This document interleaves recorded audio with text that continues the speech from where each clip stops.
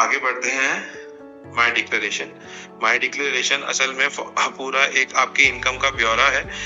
यहाँ पे आपकी करंट फाइनेंशियल ईयर लिखा होता है, कौन सी रिजीम बाय डिफॉल्ट डिडक्टर ने चूज कर रखी है वो बताता है, और नीचे आपके 9 प्लेइंग कार्ड्स हैं जो कि बताते हैं आपकी हर इनकम का ब्यौरा।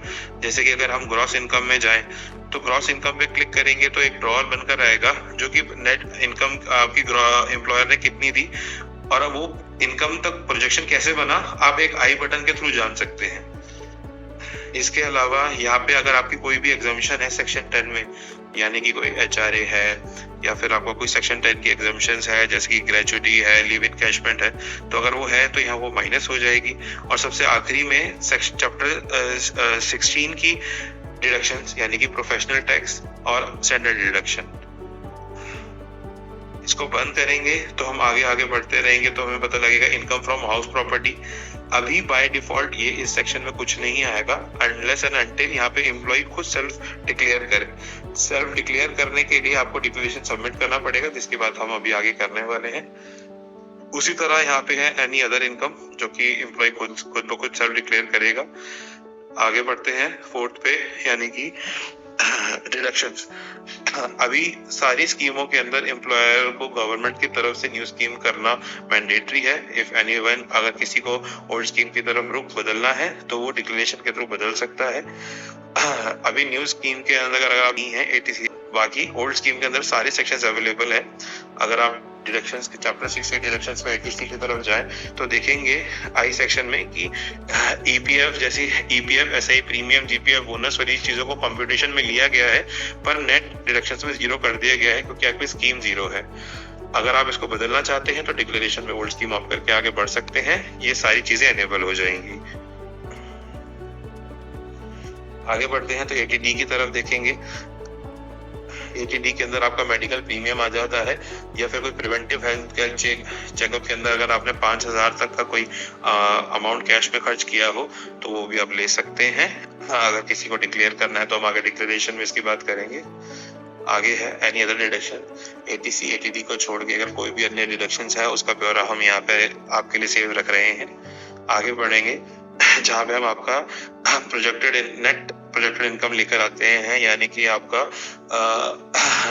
Total projected income minus total deductions, उस पे कितना टैक्स बनता है स्कीम के हिसाब से और स्लैब रेट के हिसाब से यहाँ वो कंप्यूट होता है। नेक्स्ट प्लेइंग कार्ड के अंदर हम देखेंगे कि अगर आपका कोई रिबेट है, ओल्ड स्कीम में है तो 12,500 की रिबेट, न्यू स्कीम में है तो 25,000 की रिबेट है, तो हम यहाँ वो कंप्यूट कर रहे हैं।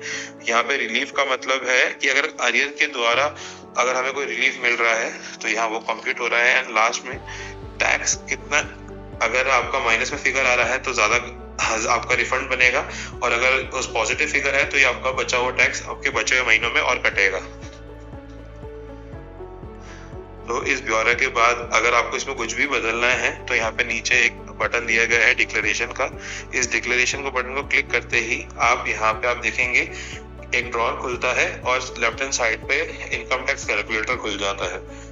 आप न्यू स्कीम से ओल्ड स्कीम जाएंगे या ओल्ड स्कीम से न्यू स्कीम में जाना चाहते हैं तो यहाँ से ऑप्ट कर सकते हैं और इन दोनों में कितना फर्क पड़ेगा इनकम में आपके टैक्स पर, तो उस कैलकुलेटर को यूज करके आप देख सकते हैं कि आपके लिए कौन सा ज्यादा बेनिफिशियल है।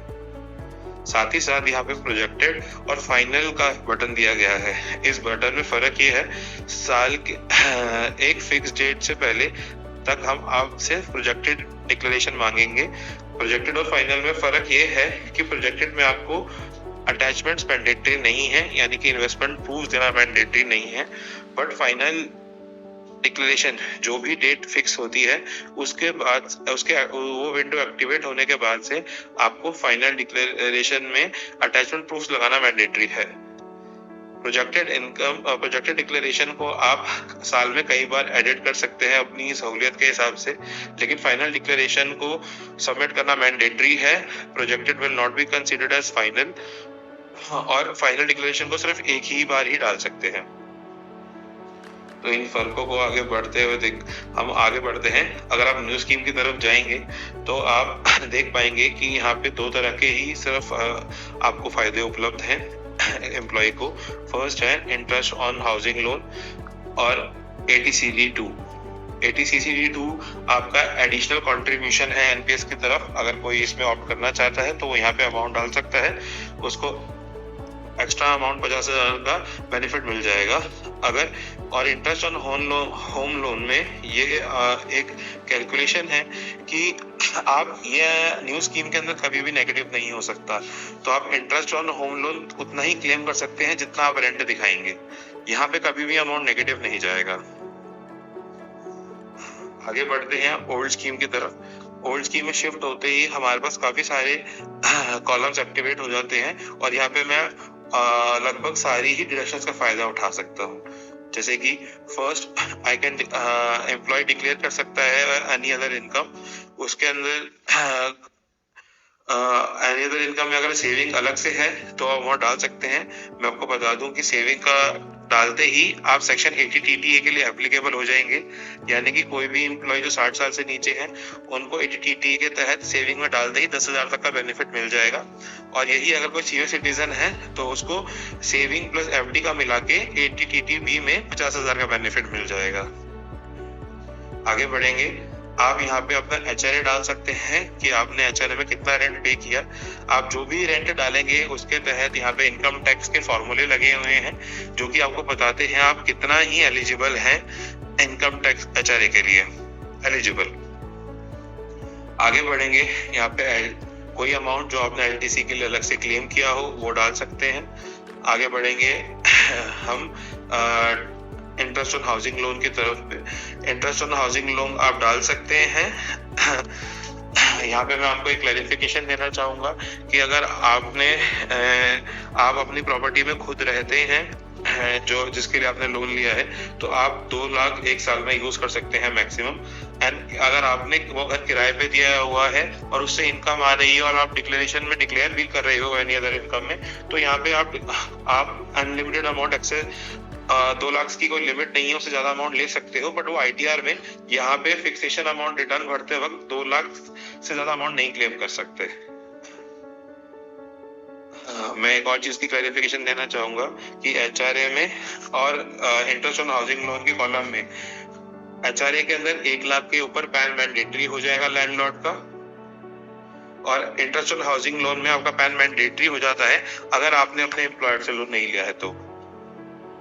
आगे बढ़ेंगे, हम ATC के अन्य सेक्शनों की बात करेंगे कि ATC के अंदर यहाँ पे हमने काफी सब सेक्शंस दिए हैं जो कि आपको सुविधा देते हैं आप अपने स्कीम को चुनने के लिए, जैसे सुकन्या समृद्धि, EPF या स्टैम्प ड्यूटी पे किया आपने प्रॉपर्टी के लिए या अन्य। ATC के अंदर आप ATCCD1 को अगर जोड़ते हैं तो 1.5 लाख का कैप लगा हुआ है जिससे ज्यादा आप क्लेम नहीं कर सकते।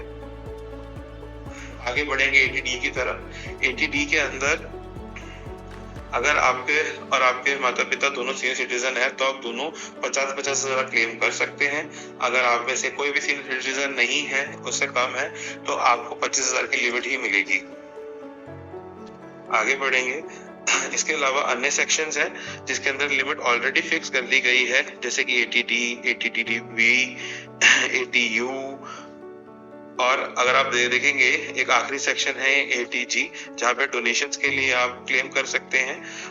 ये जो स्कीम्स के नाम दिए गए हैं ये वही स्कीम्स हैं जो कि आप राजस्थान सरकार के तहत यूज कर सकते हैं, और इसके अंदर rate of claim qualifying limit already निर्धारित कर दी गई है, या तो 50 या तो 100%। अंत तक आते आते हम ये देख रहे हैं यहाँ के मंथली TDS डिडक्टेड जो कि आपका नेक्स्ट मंथ में इतना बनता है वो यहाँ पे आपको दिखेगा। आप इससे ऊपर ही टैक्स एडिट करना चाहे, अगर आपको सेम रखना है तो आप मत चेंज कीजिए, और अगर आपको चेंज करना है तो आप इसे ज्यादा कटवा सकते हैं, इससे कम नहीं सेट कर सकते, क्योंकि as per income tax average rate के हिसाब से टैक्स करना चाहिए और वो आप उससे कम नहीं कर सकते। अंत में यहाँ पे डिक्लेरेशंस के अटैचमेंट अटैच करने का ऑप्शन है।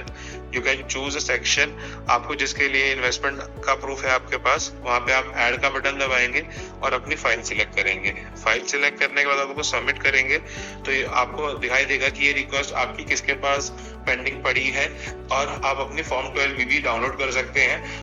आगे अटैचमेंट अटैच करने के बाद हमको यहाँ पे सबमिट दबाना होगा। उसके बाद हमको यहाँ पे आधार ऑथेंटिकेशन करके इसको सबमिट करना होगा।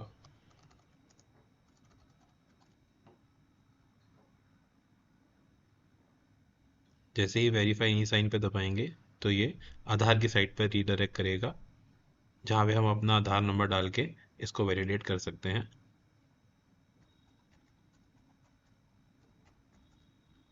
उसके बाद हम यहाँ पे इस कंसेंट को ओके करेंगे और यहाँ पे रिक्वेस्ट फॉर ओटीपी करेंगे।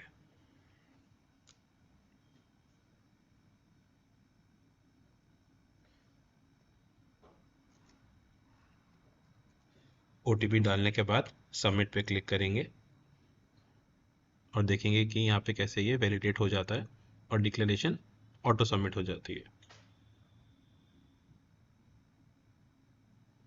सक्सेस लिखा हुआ है, ये टैब अपने आप ऑटो क्लोज होगा, वैलिडेट होगा और यहाँ पे आप इसको डाउनलोड कर सकते हैं। धन्यवाद।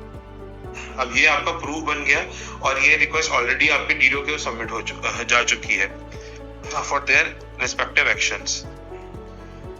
अब डीडीओ का यहाँ पे काम स्टार्ट हो जाता है, या तो वो इन्वेस्टमेंट को देख के इसको अप्रूव, अगर उसको